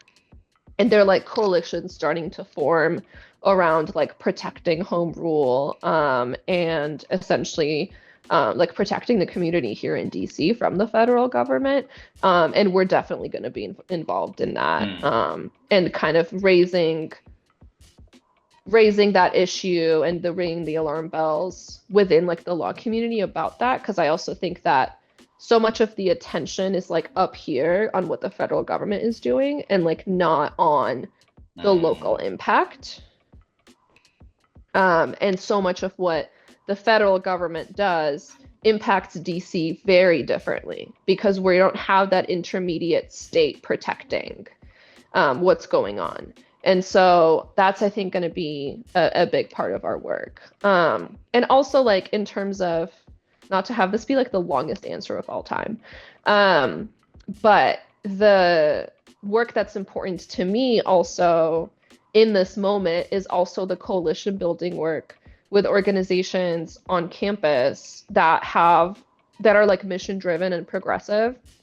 And so something else that I did with some friends last semester after Trump won, like literally like the day after, was we essentially like founded a coalition that brought all of these progressive, kind of like the community centers, brought these like progressive organizations together into one space in a coalition to work together to see what we can do to like help protect migrants, to see what we can do to work on like abortion access and stuff. And so like not all of these organizations are abolitionist organizations, but there's a lot of stuff that we have in common and a lot of work that we can do together in order to like protect folks in DC and in our area. And so we're also very much committed as Abolition Advocacy Project as a member of this coalition with other organizations that are like, again, not as abolition, like American Constitution Society, which is essentially like the democratic, progressive, like legal society, opposite of like the Federalist Society, essentially, which is like the GOP side of things, and like If One How, which is like a reproductive justice organization on campus. We have a Palestinian not a Palestinian student, but a Palestine for like Justice for Palestine Student Hmm. Association, also a Jewish student organization, and like other folks that have essentially like come together, ACLU, the Black Law Students Association, that like form this coalition, and are going to be working together and like getting other students involved in that work. And so there's also like that happening as well. So like that's what I mean when I say like we have to do both things. Like Yeah. harm mitigation, do stuff that needs to happen now, but also like understanding what the long-term vision is. Sorry, No, that was it's like the longest answer of my life. hey, but it was an important answer. I'm sure you've given a longer answer to something at some point in your life. It's I'm definitely not the sure. longest answer I've ever had on the podcast. It's a meaningful answer, and I think that's where the magic happens with podcasting. Because for some people, they may not like latch onto every single thing that you said, but I think the passion behind what you're saying, the context with what you're thinking, I think that just helps to open people's brains to the realm of politics. Because one of the reasons why uh, like I podcast is because no matter what career you think, people have some preconceived notion of what it entails and what it doesn't entail. But when you give people the space to actually give an answer at length about like what does this mean, big picture, small picture, because for a lot of people, their relation to law and politics is a presidential election every 4 years, um, Judge Judy, Judge Mathis, like courtroom Mhm. shows. For our generation, maybe Amanda's show and the Dancing Lobsters in the courtroom. Oh my God, the Um, dancing lobsters. yeah, are there dancing lobsters at Georgetown, or is that not part No, of the curriculum? but you know what? But you know what? I might do something about that. There might be some social event in the future where I bring in dancing lobsters because now that's in my brain and I think that's genius. Hey, I don't need credit for it. It could be all your idea too. But just at the end of your next meeting, event, like, all right, dismiss, bring in the dancing lobsters, and just have a Hell few yeah. dancing lobsters come in. Um, yeah, I think that the more that I've grown and more knowledgeable about the realm of politics, and the more I speak to people who are more heavily involved in politics, it just amplifies more and more why it is important for us to have these conversations as people first. Like being able to talk in layman's terms, be able to talk about firsthand experiences. Because for so long, like I was surrounded by a lot of people, and even myself at one point, I was like, "Oh, I'm not into politics." But once you understand what politics impacts, what it affects, like if you're a living person on this planet, you're kind of into politics. Yeah, or I mean, politics is into you. Yeah, you're involved either way. Yeah, like that, you might not be into politics, but it's certainly in all up in your life and deciding how you're gonna live, no matter Yeah. what. Um, 100%. so I'm very happy that we're able to have this conversation and just do like a medium dive. Like I think we got like a little past the small dive, a little close to the deep end of the pool, but I think it's important nevertheless. Just because what's important for me is when people talk about abolishing prisons, when people talk about these things, that it's not impossible. Like I think that's the first step for people is like let's Hmm. get rid of the notion that things like this aren't possible, because those are the tools of the people that are most oppressive. They want you to think that it's impossible or it's not feasible or that it's super dangerous. So I'm happy that Yeah. you're able to expound on that a little bit. And in terms of how people can support the Abolition Advocacy Project, regardless of if they're in the DC area or what are ways that people can support? So, at Abolition Advocacy is our handle on Instagram. And I think like following along what we're doing, we post all of our action items, the things that we're up to, the things that we're working on there. We have an email list. You can sign up for the email list regardless of whether you're at Georgetown as a student or not. One thing that is really important to us is like community building across like various communities, regardless of whether you're at Georgetown Law, regardless of whether you're in DC, because this work is very much going to be like across the nation no matter what, because it impacts everyone in the nation, I think. And so yeah, follow along and see what happens. We have like semi big plans for what happens after we graduate. I think one thing that we're definitely certain of is that we're not going to stop this work when we graduate because, sorry, Spinach has made his I appearance. was just thinking Uh, about when Spinach was going to join. oh, he's Welcome to right the Banquet here. Hall, Spinach. He's such a menace. And you know, I got him while I was in college. He was actually in my six like apartment dorms. Oh wow. He was yeah, a little he was not supposed to be, but he was there. Yeah. Um, but yeah, so I think we're gonna continue this work, and we might be bringing AAP kind of with us in some way, shape, or form, TBD. And so we're gonna be around, and we're gonna keep doing this work. And I agree with you about it's not impossible. And I think they said the same thing about slavery before it was abolished. Well, it hasn't been abolished because of the Yeah. 13th Amendment. We I gotta get say what you mean. that. Before it was abolished outside of prisons. Yeah. But you know, yeah, we can do this. It is very doable, and the world that we have built today exists because we built it. And so we can build an alternative. Like nothing is stopping us. We just need to have the will. We need to have the community power. We can do it. Absolutely. And see, this is literally why I do this podcast because I need to hear this from you. I don't need whatever CNN, Fox are talking about and like I'm like, let's talk to the people actually doing the things on the ground.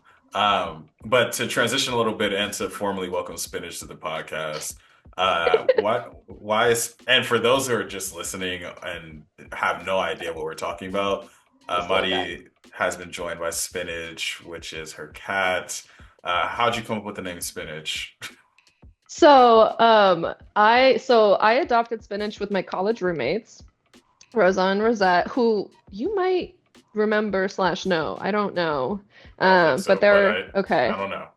Yeah, yeah. There are a lot of people at UCSD. But yeah, we adopted him and his sister, who's no longer with us, together. And for some reason, I cannot tell you why, but before he even came into the picture, when we were thinking about getting a cat, we were just brainstorming names. And like Spinach came up as like a potential name for a potential cat out there. And when we went to meet Spinach and his sister Toothless, who looks like the dragon, for some reason he like Spinach ran across like the apartment, and we saw his like green eyes. And one of my roommates, I think it was Rosette, was like, Spinach! There he is, that's him. And so that is just stuck. Couldn't tell I you like why. it. It is a silly name, but he does have green eyes. I don't know if you Yeah, can I really did notice see the it, green but eyes. yeah. Yeah. Yeah, so he's Spinach. Well, the Spinach, I'm happy that Spinach is joining the podcast. And speaking of names, because this is something that we talked about that we might discuss on the podcast. When I first met you, you did not introduce yourself as Madi. Mm-hmm. I sure didn't. So if I'm not mistaken, when I met you, you went by Mary. So hmm what has that change been for you? Yeah, yeah, it is so funny to me that like there are people in my life who knew me as Mary, because it's just like not a name that I identify with at all.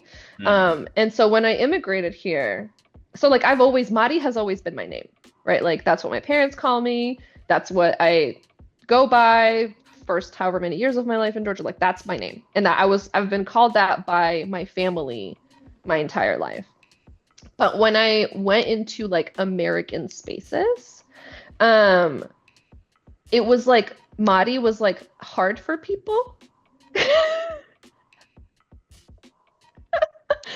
And so I very quickly just like established like very like literally like fifth grade, whatever. Like I established like Mary, my name is Hmm. Mary. And so I went by Mary like throughout high school, college. And then once I left college, like a few years out, um, and the pandemic really helped with this transition for me because I was Mm, like, I moved to the East Coast. It was like super easy for me to like have that transition. I really wanted, once I left high school, to go back to introducing myself as Mari. Because I was like, okay, now I don't have to like deal with like having to like explain like why I'm yeah. switching my name, blah blah blah. Even though again, it's been my name my entire Right. life. Um, and but then there were people that came from my high school to UCSD, Mm. and I was like, ugh. Can't escape. And so I was like looking for an opportunity like to just like make that transition. And the thing that like really pushed me over the edge was when I moved to the East Coast and I started meeting Georgian people, which Mm, didn't really happen when I was in California. Maybe there was like one or two people here and there, but most of the Georgian people that I knew were my immediate family, and they called me Mari, and that was that. yeah. Um, but when I started meeting like strangers who were Georgians or strangers who were Russians or like people who like knew Maris in their lives and also like didn't have a hard time pronouncing that name, I felt absolutely silly saying that my name was Mary, right? So I was like, so immediately when I was on the East Coast, I started introducing myself as Mari. Um, and so I was like, I'm not gonna go by two different names. Right. Like, I'm not gonna spend like this like I'm not gonna do this like weird dual thing where like to some people I say I'm Mary and to some people I say I'm Madi. So I was just like, fuck it. People can figure it the fuck out. This is my name. It's been my name my entire life. It's the name I actually identify with. Like Right. Mary has always like felt weird coming out of my mouth. Like that's just like not, again, it was like a translation of a name, you know? So it was just like not whatever. And so yeah, I just like decided it was just like this like conversation. And like I remember I had a conversation with like my boss at work because I was like, hey, like this is something I've been thinking about for a while. Is it gonna be like weird? Because now I'm gonna have to like change like people at work are gonna have to like Mm, call them whatever. And she was like, absolutely what you know, absolutely not. She like I think that day she like changed my email to Madi at blah blah. mm. And like immediate, she was like, yeah, and also she knew that that was my name also. Yeah, okay. Um, and so and most people like who are close to me like knew that that was my name, but that I just like went by Mary. And also if you had like met anyone in my family, you would know that that's what they called me. Um, and so yeah, it was just like it made the most sense, and it was just like once I like realized that like it was not a big deal, and I just like it was just like in my head and whatever. And I was like, people can figure it out. It's not that hard. It is This is not a literally super not hard that name. hard. You'll be But yeah. surprised. You'll be surprised how many people I have noticed avoid saying my name now way more than before. Mm, Like, it is interesting how, like, because people get like self-conscious about like pronouncing it correctly. And so instead of like asking and saying like, "Oh, is this right?" or like, "Is this how I pronounce it?" which is like what is the normal thing to do, yeah. they'll just avoid saying my name, Like, period. hey, you. But no, trust me, I get it. The amount of people, I mean, Kyler is just terribly hard for people. I They swear just to start, fucking God. they're dedicated to it being Tyler or my last name. They're like, Nathan? I'm like, no, Kyler. Like, Tyler? No, Kyler. Kyle? I'm like, trust me, I know my name. So if you would just trust me that it's my name. That is so silly. Do you email people and they like respond to you and they're like, Nathan? Yeah, literally, it has happened less at my current job than it did at UCSD, but literally 2 to 3 times a week. Sometimes from people that know me personally, that like have known me for, you'd be so surprised. Like people I've worked with for 7 years, and they're like, "Oh, thanks, Nathan." I'm like, "Oh, my bad. Just was typing fast." No, that's not a. You know who you're talking to though. I They're like, was "Yeah." typing fast is crazy. Yeah, like yeah, but like your email is like Nathan, comma Kyler. That's how the name pops up. I'm like, yeah, everybody's email here is last name, comma first name. This is how we do English here, So what you're telling me is that you don't know my name. pretty That's what, much. right? Because when I think of you as Kyler. Yeah. That's because that's your name. Yeah, and we don't even talk that frequently. I'm talking to people that email me like multiple times a month that are just like, "Hey Nathan," or I even got the excuse in my most recent job, which is like honestly part of the reason I had to leave is because I'm not taking this anymore. But I got an extended text message after a meeting. It's like, "Oh, your supervisor let me know that I accidentally called you." It was either Tyler or Nathan again. It's like, yeah, like I'm dyslexic and I'm like, all right, like, hey, Mm-mm. I'm Mm-mm. all for inclusion of any type of like neurological differences. This is not dyslexia at work.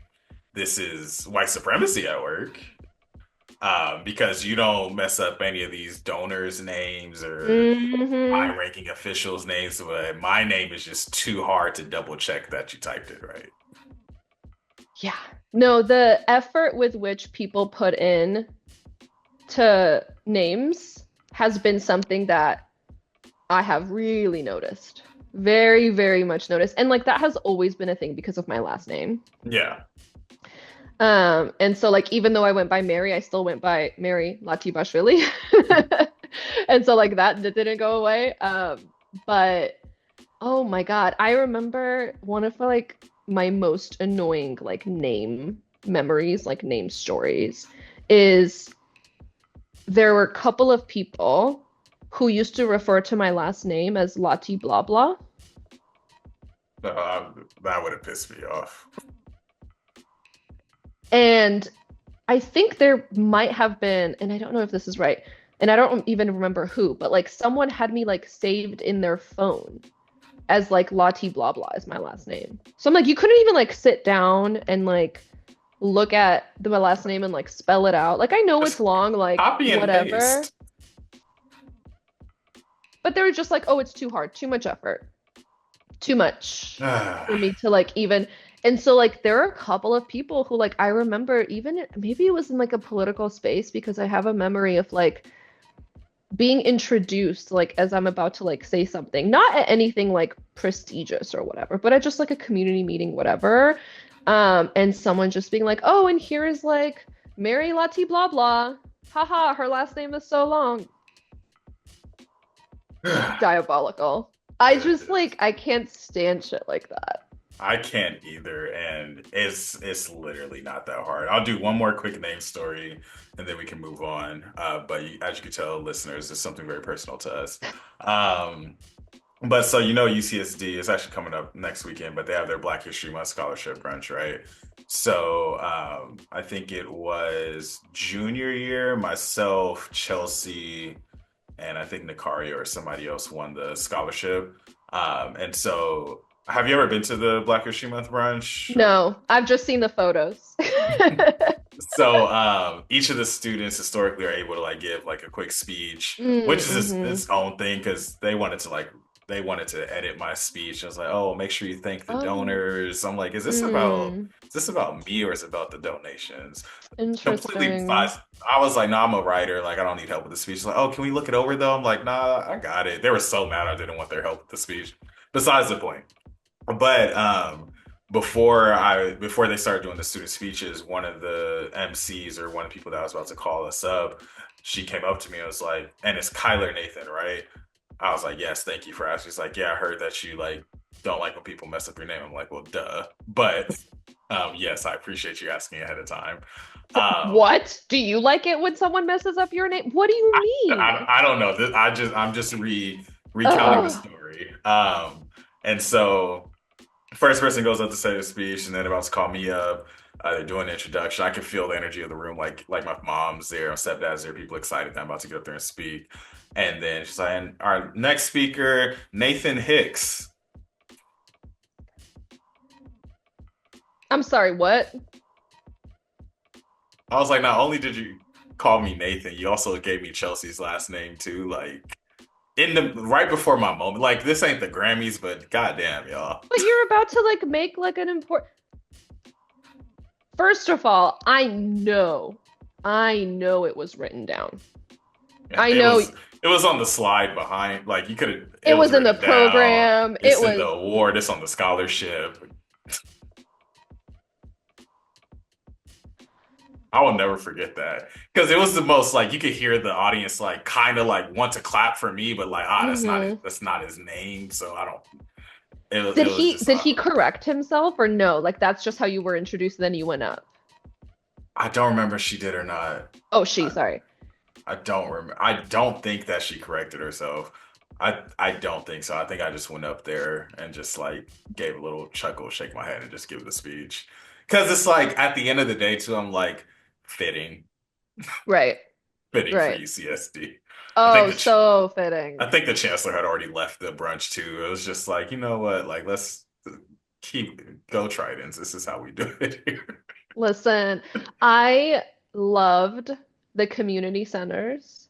I loved the women's center. I love the BRC. I love the people. UCST as an institution, I'm so sorry, derogatory. Like it's I loved my years there because of the people and because of Absolutely. the community and because of the work. The institution, mm, Hmm. mm, Every time I saw like Yeah. they had like those posters right outside like the parking structure that were The like, student-centered ones. Oh, trust I me, I swear, already know. It plastered all over Gilman Parking structure, student-centered. I'm like, oh, really? Because your which students are student? sleeping in their cars right now. So how student-centered are we? Those every time I walked by or drove by that sign, every time I'm like, it's at this point, it's just laughable. This is a joke.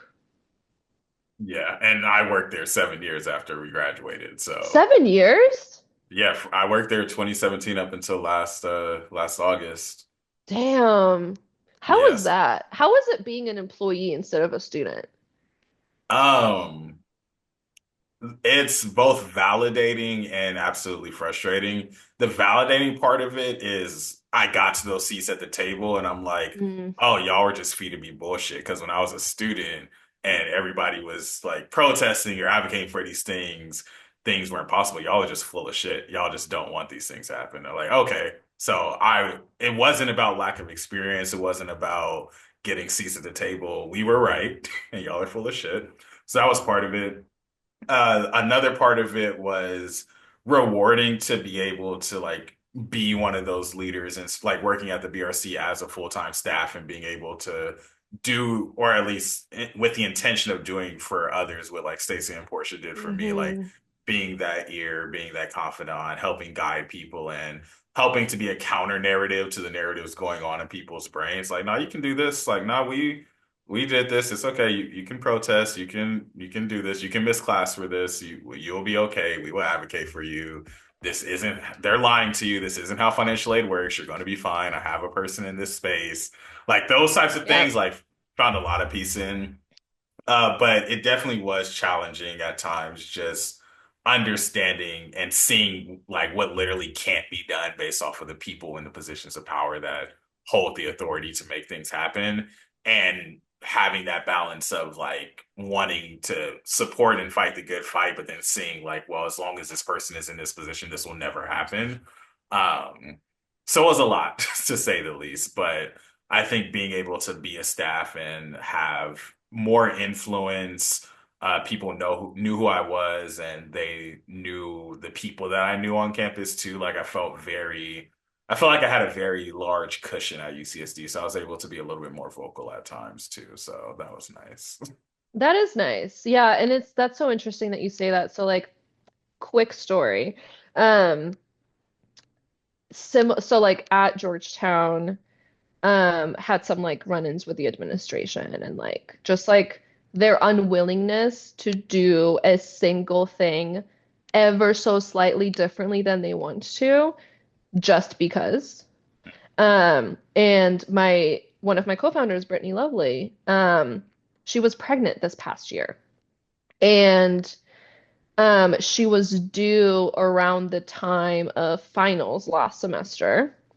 And she had been advocating for herself for months, trying to like get like various meetings with the administration and like, going through all the different steps that they had for like accommodations and whatever to like try to make it work so that she would take the finals. Like she wasn't trying to get out of taking the finals, but like on a schedule that made sense for the fact that she was literally going to be in labor Right. during that week.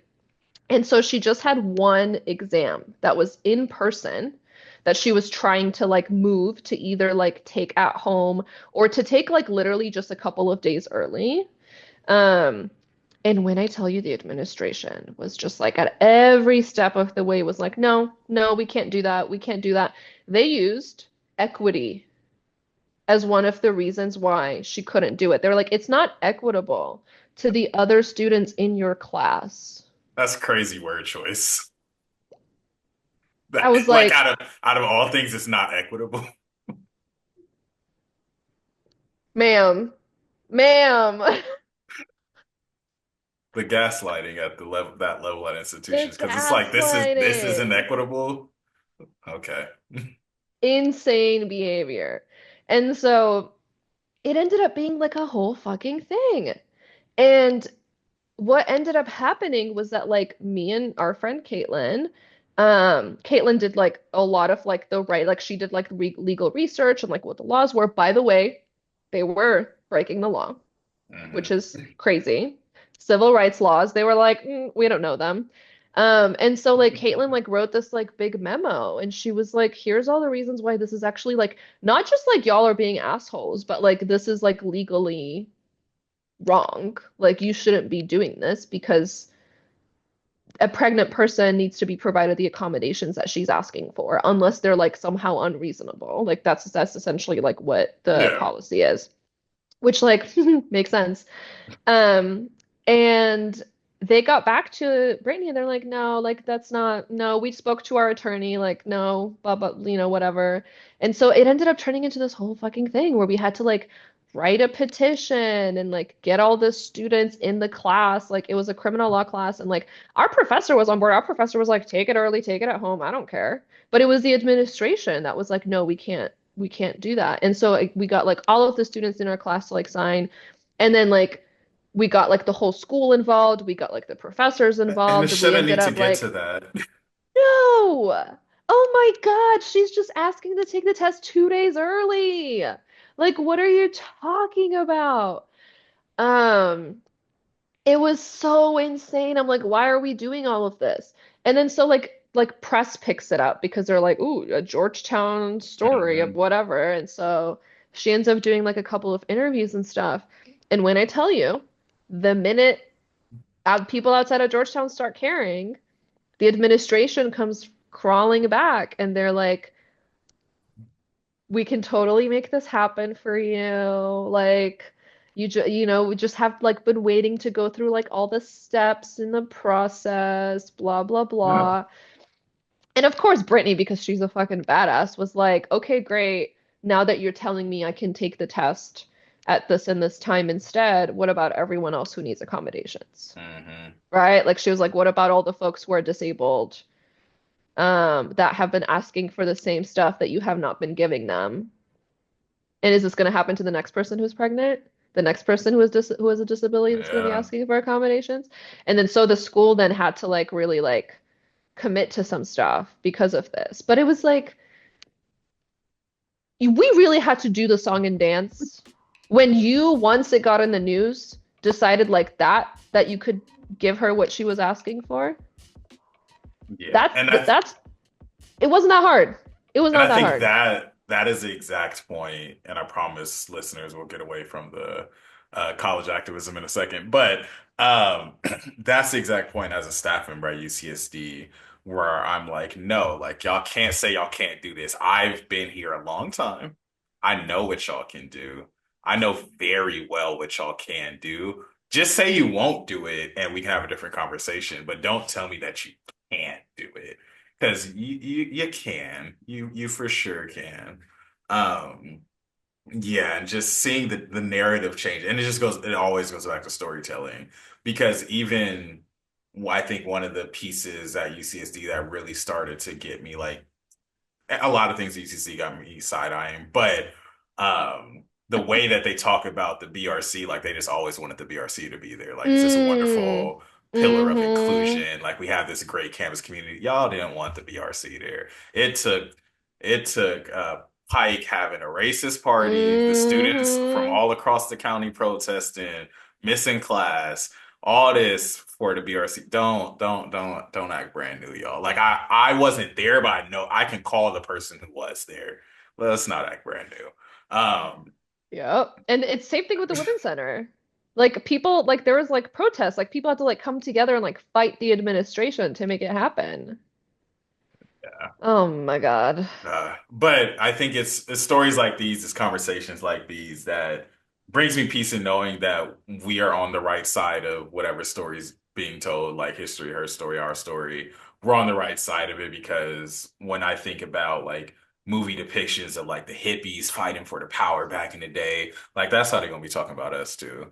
We gonna be the crazy college students posting the protest flyer on Instagram. I can't wait to see the movies for it because I'm like, yeah, I'm gonna be the granddad talking to my kids like, yeah, back in the day, this is how we got down Fuck on Library yeah. Walk. Yeah, hell yeah. Honestly, like if my legacy is that like she was like this like annoying person that was always at a protest or like constantly annoying like the administration or the government, I'm like, hell yeah. Life well lived. But it's, yeah, just I love you said this phrase earlier in the episode, but finding community that feels the same way, and I think that's kind of the theme of the episode. Just like knowing that I'm surrounded with you in my life, like nah, like when it's time to push the button and really make the change happen, like I'm confident with my Avengers squad. I'm confident who's Earth's mightiest heroes. Hmm. Um, so yeah, I definitely feel a little charged up from a conversation. Happy that we're able to talk through just like that, all stemming from a being involved on campus meme, but like these are the stories behind that, what it means to be involved. But as we transition to the tail end of the podcast, getting closer and closer to our 8 hour timeline, um, before we get all the way out of the specific questions and topics I have for you and into the tail end questions, I want to go back to what we started the podcast with and talk a little bit about dance. So, Hmm. learned this about you just doing my preparation for the episode, but dance is something that you have your own highlight for it on your Instagram story. Why is dance so important to you? Oh my God, I love dance and I love dancing and I love watching people dance. Hmm. And I don't know, I think from a very early age, it was just like this like release that I felt in dancing. Um, and it's just I always just like feel good when my body is moving in that way. And I didn't like find a space in my life for like formal dance until much later. Like I wasn't one of those people that like grew up going to like ballet classes and stuff. Hmm. But dance is a really important part of the culture in Georgia. Like that's something that's really important. And so every kid kind of just like grows up learning like the basics. Every like that's just part of like being a Georgian. Um, and then it just like I've always like run into dance somehow in my life. Like in middle school, there was an after school program and there were like breakdancing classes and I started taking them. And there was dance classes that we could take as an elective and then like same thing in high school. And so I've always been really drawn to it because it just like feels so good for my body to dance in all of the different ways that that looks like. Like that can be like taking a dance class and like learning choreography and doing something that's like more in that like formal space, or just like going out to the club and just like throwing ass and like listening to hip hop and like going to like concerts and like dancing like that just like always feels so good.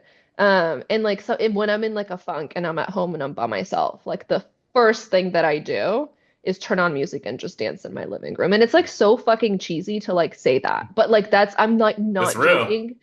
That's what I do. Like it's just like I have anxiety and depression and like one of the most effective things for me getting out of a funk is to just like turn on music and just dance it out. And it's just always been this like both a creative outlet but also like an emotional outlet for me like throughout my life. It's like the thing that I do for fun. It's the thing that I do on the weekends. Um, and one of the, and I talked about again, bring back the teachers that I've had. Hmm. Um, I had two dance teachers in middle school and high school, Rebecca Daly in middle school and Wendy Jones in high school, who were very, very important people in my life and have made a huge impact. And I still talk to Wendy on a very regular basis. And she recently wrote a book about how to create a high school curriculum around dance because she Mm, like designed this like unique like multi-tiered program at my high school on like from beginner to like advanced like pre-professional dancers and like the company that I was a part of when I was in high school that she directs and she just like walks through like how she does that. And one of the things that she asked when she was working on the book was like she had these blurbs from alumni on like basically like whatever they wanted to say, but essentially like maybe like the impact or like a memory that they have or whatever. And so I was like reflecting on the impact that that program had on me. And like one of the things that came to mind was the idea that like dance can be an outlet for truly just like any emotion, any feeling, whatever you're processing and moving through like difficult times. Dance has always been there for me. And I really learned how to use dance in that way for myself in a way that's like very not like productive is not the right word, but in a way that's like really healthy for me and in a way that like really helps me move through like challenging moments in my life. Um, and that's something I'm so grateful for that specific dance program because like high school was a really difficult time for me and um dance was I think the reason why I was able to get through the way that I got through. And so it's always going to be a very important part of my life.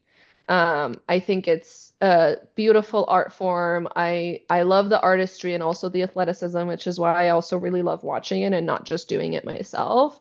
And I think I'm always like super impressed by people who are pursuing dance, do it professionally, teach it. And I also relate to it in like a political sense because I think mm. art for me is always going to be political. And this is something that we're seeing with the federal government, with the Trump administration right now, where they're like Trump took over the Kennedy Center Mhm. here in DC. And it's because like he was like unhappy with like some of like the stuff that the Kennedy Center was doing. It's like which is like what art has always been. Art has always been about telling the stories of people from marginalized communities, has always been about telling people's stories who are trans, who are black, who are um, making change in the world, and it's associated with the civil rights movement, and you know, like all of that history, right? And so I think it also serves that purpose of not just creating community, not just it being like an outlet for us and helping us through those challenging times, but also telling stories and being able to show what people are going through and like what it means to people and like all of the ways in which like art is um, a symbol for resistance, for movement, for the political power and what we're doing. And so it's just, oh my God, I love dance. I love dance. It's just, I think like I know people who are like not dancers and don't have that Yeah. background may not have like that level of like passion or like feeling towards it or may not understand it in that way. I think a lot of people appreciate dance and think it's really cool and all that, but I think there's just it goes so much deeper than that for me because I just think it's so important to continue to dance ourselves and then to support artists and to support dance out in the community because I do think that they serve a very important both political and community building purpose. No, absolutely. There was this, I don't know if you call it a meme or just one of those like sentence quotes that people share on their Instagram stories. But it was one that paraphrasing here, but it was essentially like make sure you find like time to just be goofy and dance like in the middle of your day. Yes. And I think that is, I try to keep that in the back of my mind too. Like if I'm having if I come home after a long day at work, I'm like, all right, let me put the headphones on and just dance. Literally, no one else is here to see how it looks. Nor like that shouldn't matter, but obviously, like it matters for some people, especially people with like social anxiety, whatever it may be that they're dealing with. But to just like goof around and just dance, like whether or not we've mastered the worm, whether or not we know how to do the worm, like even just trying to do a dance that we don't know how to do, like I for sure have full on solo dance parties in this house that no one would ever know about outside of listening to me say it right now. But just to be in the zone and just like, yeah, I just want to dance, whether it's a two-step or if I full on go like, oh no, I'm on stage. This is my performance. Hell Like yeah. it's just healing. Yes. Yes, and I think like we have to center joy, and I think that the thing that people are trying to take away from us is our joy and our love. Hmm. And I think it's just one of those areas where I think we can create joy and love. And the reason they're trying to take it away is because they know that. And like I think like people say this about like what we're fighting for when we talk about like justice and freedom and all that stuff. And I'm like, I want everyone to be able to like live their lives like how they want with dignity and in whatever way like makes them feel good. And so part of that for me is like I am fighting for people to be able to just like dance whenever they want to have joy whenever Yeah. they want to be able to show whoever they want love and all of that, right? And so we have to like practice that in our daily lives, and we have to make sure that like people are not taking that away from us, because what I am fighting for is for people to be able to have that in their lives. So such beautifully stated. And I think that that feels like the Mahdi thesis statement, like fighting the good fight so people can dance whenever they want to. Honestly, yes. Like put that in my Instagram bio.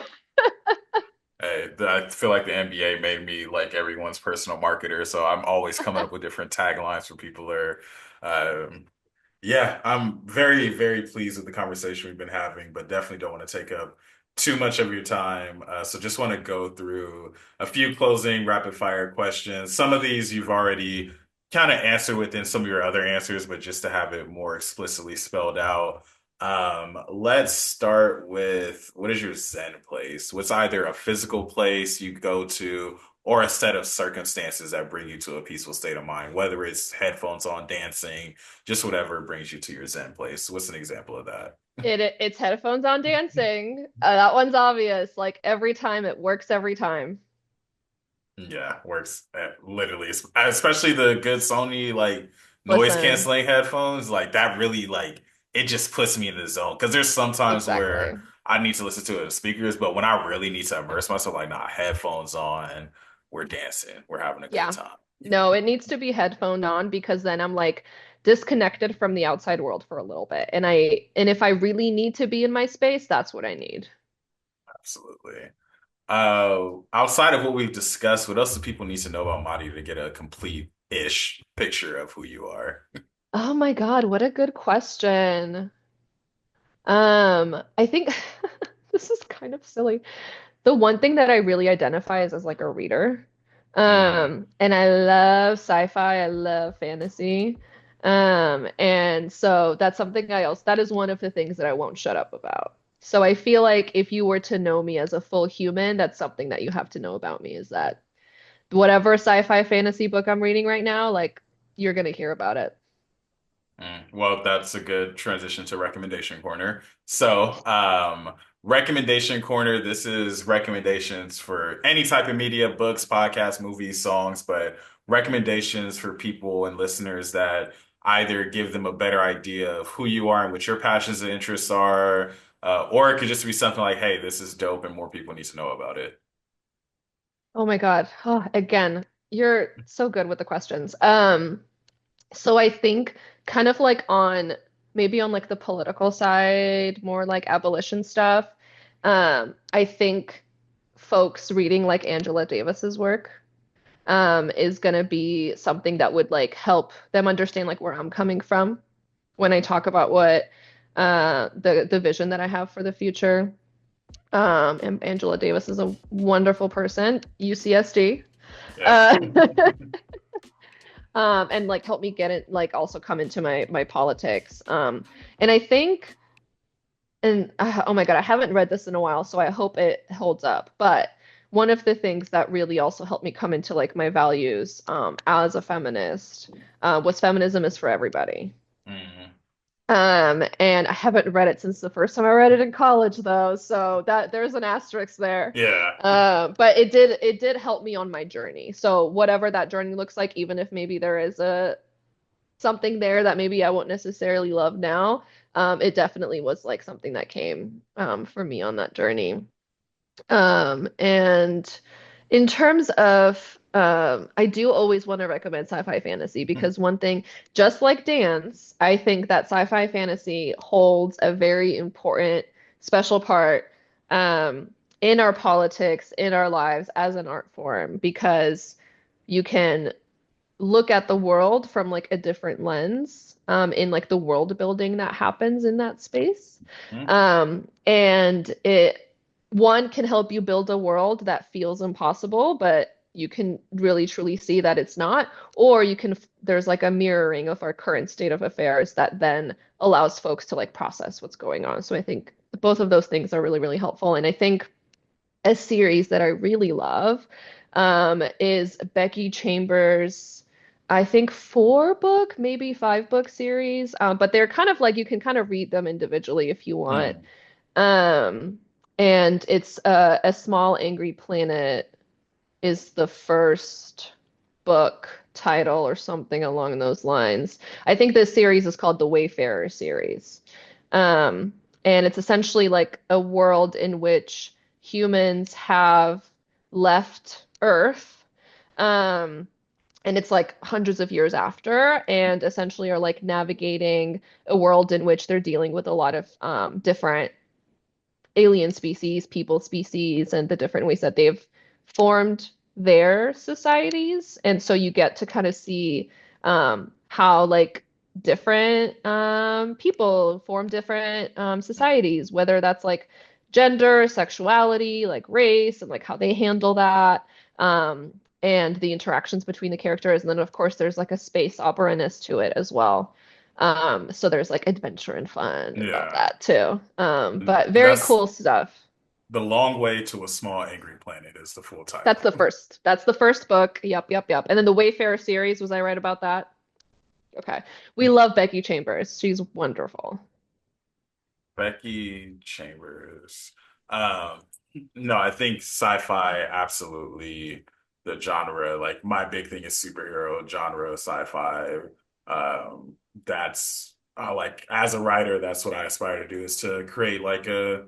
I want to create a superhero movie. It probably will start out as a book or end up as a book, one of the two, but just that's where my head's at too, like the sci-fi, fantasy, superhero genres because another one of my friends, she was mentioning like she really wishes there were more black fantasy stories and like black sci-fi stories, and I'm like, why not? Quick thing, Legend Born by Tracy Dion is a fantasy series with a young black woman as the lead. Stunning, amazing. Legendborn is the first one. Bloodmarked is the second one, and Oathbound, which is the third and last one in the series, is coming out literally like March 1st, I think. No, Um, nice. and oh my God, incredible. Like one of my favorite series of all time. And Kay Jemison, we gotta throw that in there as well. Incredible author, tells incredible stories. Oh my God. I could go on forever and ever. It's like this is like the thing that I do on the side. Like my little side hobby is just like reading sci-fi and fantasy. Yeah, I can tell it's a big passion. So hopefully some of our listeners will check out some of your recommendations.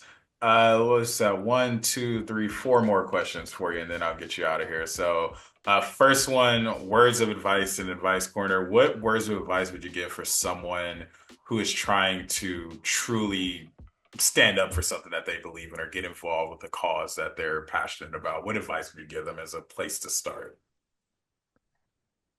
Find your community, find your people, um, and then move forward together.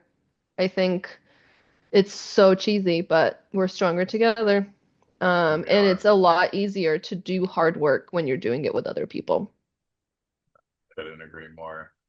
Shameless plug, shout out corner. Any shameless plugs, things you're working on, people you want to shout out, things you want to manifest for the podcast episode. I just want to once again at Abolition Advocacy follow us. We're going to be doing some really, really cool work.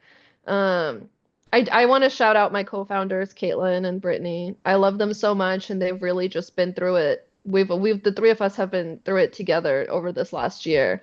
Um, with the organization, with the coalition work we're doing with the other organizations, bullshit with the administration, all of it. And also like personal stuff. Like they've been amazing, wonderful friends, and they've really showed me what it means to love one another and be in community with one another and move forward together when things are hard. And I just love them so much, and I'm really excited to continue to do this work with them. So my work on abolition is kind of a big love letter with them. So beautifully put. What about for yourself? Where can people find you and how can people support you outside of your abolition advocacy project? Well, I guess they could find me on my private Instagram. I am M Latibash, Mlatibiash. On Instagram, I am a bit of a menace on Instagram. I do encourage y'all to follow me and see the full unhinged nature. It stays private, but I'm like not that weird about like following Mm, and stuff. Like I follow people and whatever. Like, I think it's just private because I don't want trolls. that's fair. Um, but if folks want to come and hang on Instagram, please come and find me.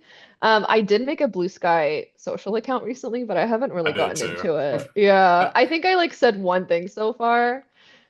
Same handle, Mlatibiash, if you want to find me over there.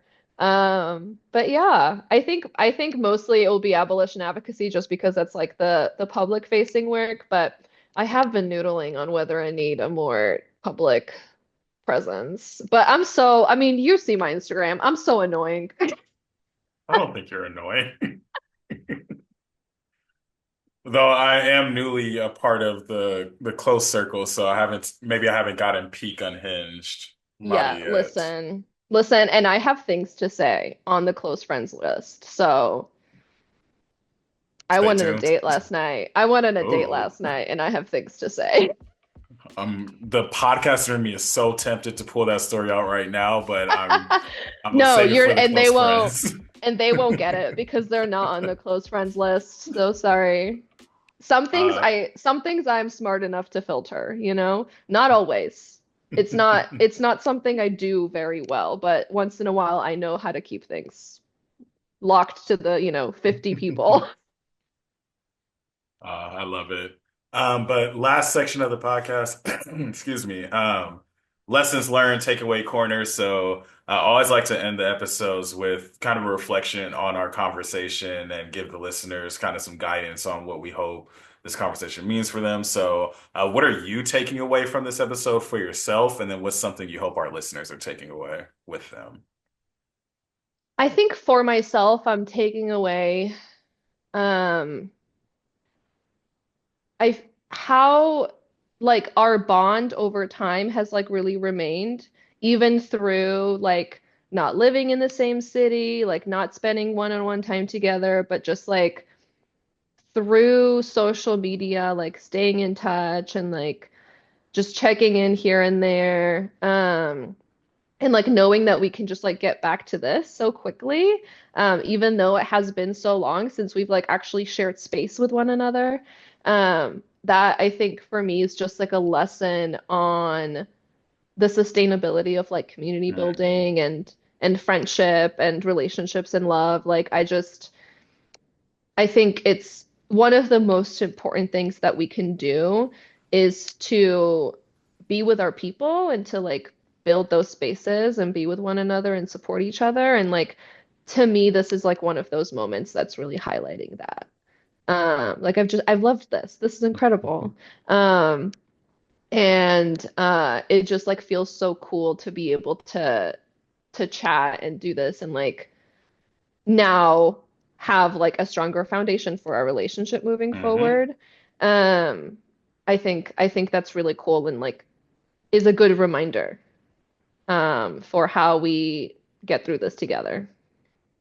No, absolutely. I couldn't agree more. And I think that just it's the beauty and art of conversation and also just the theme of community that feels the same way. I feel like when you find people that are cut from a similar cloth, I think it's important now more than ever to where you have those groups of people where you have a baseline understanding of who they are as a person and you don't have to worry about a lot of the peripheral stuff. Like I know who you are, I know what you stand on. I don't have to like the level of shock if some like scandal unearthed about you 10 years from now, like, no way. Um, but no, I think that it's just I echo the takeaway for myself too, just in terms of um finding community that feels the same way and being able to have those meaningful bonds with people that you have a meaningful enough relationship that you could tap in at any time and just pick up wherever y'all are at, to engage with people. And I feel like that's something that I'm growing to learn as a strength for myself as a person, just being able to carry these relationships with me. And as we grow, as we develop, as we learn more and more, just continuing to add to that database knowledge of who these people are and watering those connections as frequently as possible. What about for the listeners? What do you hope the listeners take away with them? Honestly, kind of the same thing. Like I think it'll be really cool if someone walks away from this and is like, "Hey, I think there's like this person in my life that I haven't talked to in a while that I like vibed with. I like know them and I know I've like wanted to maybe like strengthen our connection or like check in with them recently and like they reach out to them." And sit down and have like a real chat, you know, like if they're long distance, have like a 2 hour FaceTime or they go out and like have like a real good yap session. Yeah, I really hope that that's what folks like think to do after they hear this. absolutely. Well, Mari, you've been so gracious and yeah, so great with your time. It's been a blast having a conversation. We chatted for 2 hours, so 25% of what we expected. But I think that many more conversations to come. You're always welcome back on the podcast at any time. Listeners, thank y'all for tuning in to this episode of the Banquet Hall. We gave y'all 10-star content, but Spotify limits you to 5 stars. So, fortunately, you can only leave us 5 stars, but you can go ahead and do that. Make sure you follow the podcast at Banquet Hall Pod. Check out some of the numerous other stories on the podcast. Some folks that we've mentioned on the pod, like Cambria, she has an episode on the podcast. If you haven't tapped in with Cambria's episode, tap in with Cambria and just continue to share the stories that we have and continue to grow the community that we have here further and further. Um, yeah, just always a blast to catch up and just to be able to follow along your journey. And I'm also looking forward to this being kind of that new nexus point of like one of those core moments in our friendship relationship to where we can look back at this episode and grow further. And I will be looking forward to hearing about how your worm goes if you're able to successfully execute the worm after we hang up the call. I'm gonna do it. I'm actually gonna do it now. But Madi, any last words for the podcast before I close this out? I just want to say thank you so much. I've loved this. I think you're a wonderful, incredible person. And one thing that I have really enjoyed about watching your journey is your journey as a writer and as an artist, and something that I've always really admired about you, and something I think is very, very cool to see. And I hope to see more of that. And I am so excited to read your book. I will be the first purchaser. I swear add to cart immediately. I'm so excited. I appreciate that. And when we're talking about dance, I need to send you one of the books because there's a couple poems in one of my books that talks about dance. So I need to make sure you get that. But I receive and appreciate the validation and affirmation. And yeah, this is the start of even more enhanced friendship. So looking forward to where we go from here. Listeners, thank y'all for tuning into the Banquet Hall, and we will catch y'all next time.